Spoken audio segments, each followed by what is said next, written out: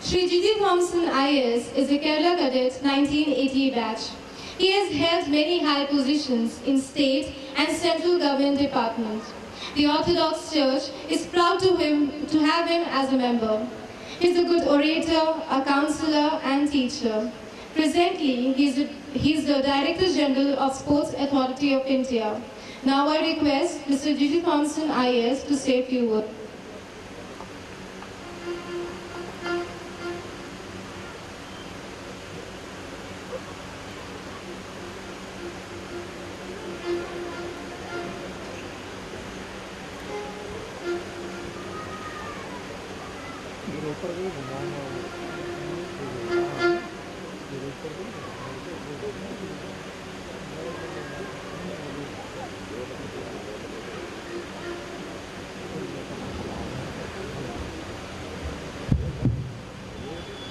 दोस्तों, मैं आज हिंदी में भाषण देना चाहता हूँ। हिंदी एक सुंदर भाषा है और हिंदी में भाषण देने की मेरी बहुत इच्छा थी। 3 साल के पहले आदरणीय फादर सैम वी गब्रियल ने मुझे एक हिंदी बाइबल सम्मान किया। धीरे धीरे मैं हिंदी पढ़ना शुरू किया और आज मुझे भगवान के अनुग्रह से एक मौका मिला और मैं इसलिए भगवान को बहुत धन्यवाद देता हूँ। और यदि ये मेरा जीवन के पहला हिंदी भाषण है, इसलिए यदि कुछ गलत होगा तो मुझे माफ दीजिए।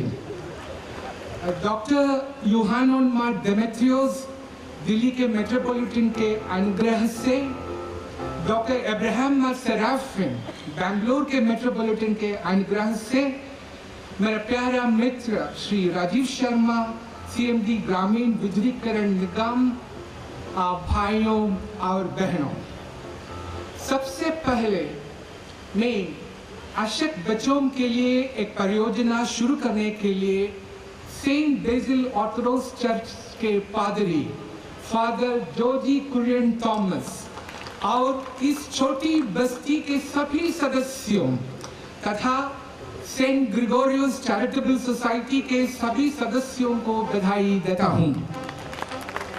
यह परियोजना इस छोटी सी बस्ती के लिए क्षमता से परे थी, परंतु उन्हें यह विश्वास था कि भगवान उनका मार्गदर्शन करेगा।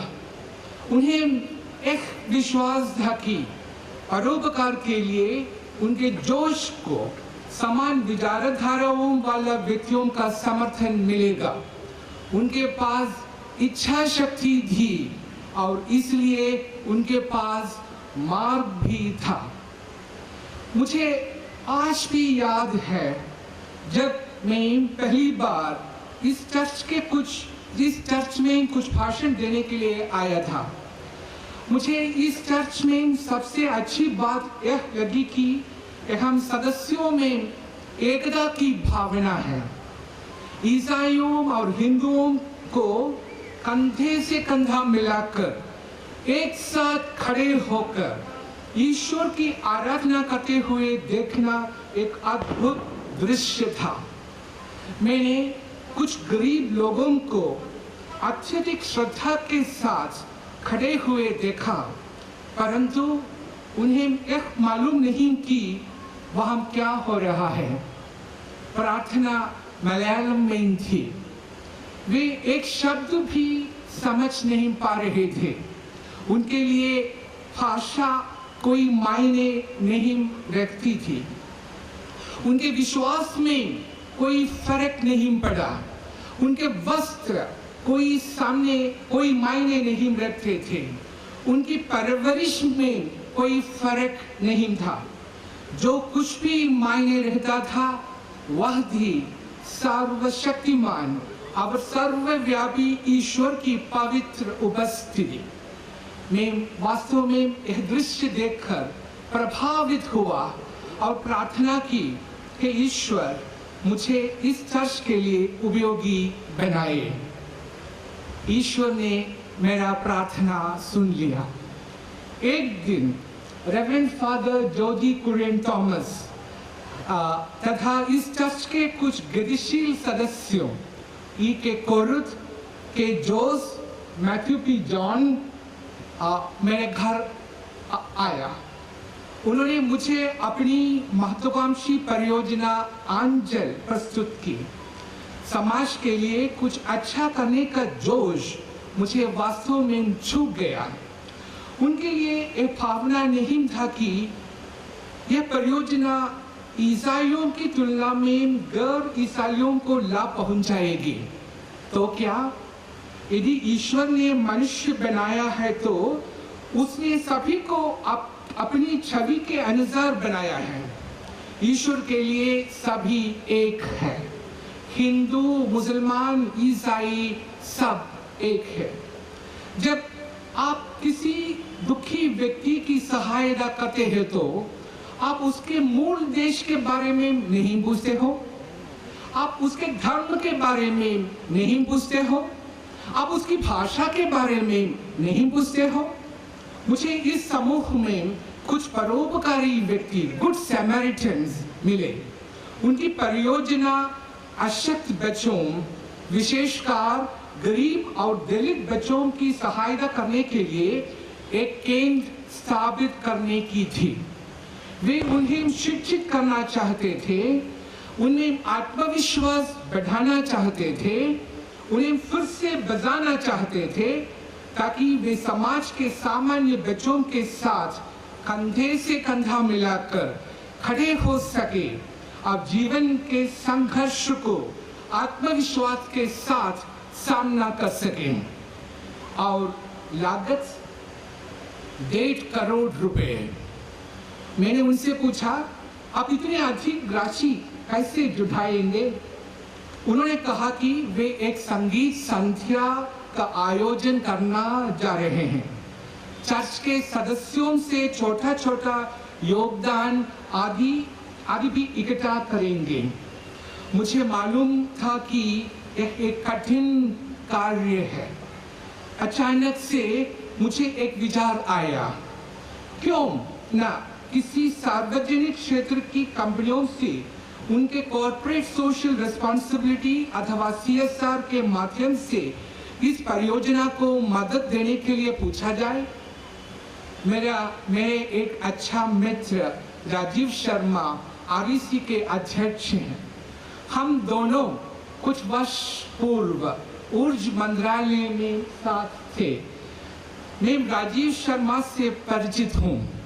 वे एक सच्चे आस्तिक, ईमानदार, निष्ठावान हैं और वे गरीब और जरूरतमंद लोगों की सहायता करते हैं। तुरंत मैंने अपने सेल फोन से उनसे संपर्क किया। उन्होंने फोन उठाया। मैंने उन्हें इस परियोजना के बारे में बताया और वे आसानी से मान गया। पहले उन्होंने स्थल का दौरा करने और परियोजना का अध्ययन करने के लिए REC के अधिकारियों का एक समूह भेजा। कुछ समय तक दौरा करने के बाद मेरे अच्छे मित्र अंचल परियोजना के लिए CSR निर्धारित निधि से 1.5 करोड़ रुपए का अनुदान देने का निर्णय किया। मित्रों, देखो ईश्वर कैसे रास्ता बनाते हैं, दिखाते हैं। पवित्र बाइबल में हमने एंजल्स के बारे में पढ़ा है। ईश्वर एंजल्स को संदेश देने और अपने लोगों को मुसीबत की घड़ी में मदद करने के लिए भेजते हैं। यहाँ ईश्वर ने राजीव शर्मा के रूप में एंजल को भेजा। मैंने ईश्वर से प्रार्थना की कि मुझे इसके लिए साधन बनाए। दोस्तों, मैंने इसे अपनी योग्यता के आधार पर नहीं बल्कि उनकी कृपा से प्राप्त किया। We achieved this not by our merit but by His grace. इस महान मानवीय कार्य के लिए मैं राजीव शर्मा को धन्यवाद देता हूँ। ईश्वर आपको आशीर्वाद दे। दोस्तों, इस परियोजना की सफलता पर ध्यान दें। यह कार्य जुलाई 2013 में आरंभ हुआ था और सिर्फ 15 महीनों से कम समय में यह परियोजना तैयार हो गई। क्या रिकॉर्ड है! जब उन्होंने इस परियोजना की कल्पना की, उन्हें यह मालूम नहीं था कि धनराशि कहां से आएगी। वे लगातार प्रार्थना करते रहे। तब ईश्वर ने उन्हें मार्ग दिखाया। यदि आप निष्ठावान हैं, यदि आप ईश्वर की आराधना करते हैं और अपनी इच्छाओं को ईश्वर के सामने प्रस्तुत करते हैं, तो वह मार्ग जरूर दिखाएगा। दोस्तों, हम सभी आस्तिक हैं। हम नियमित रूप में मंदिर, मस्जिद एवं चर्च जाते हैं। हम प्रार्थना के लिए जाते हैं। हम उनका आशीर्वाद देने के लिए जाते हैं। हमारी इच्छाओं बहुत है।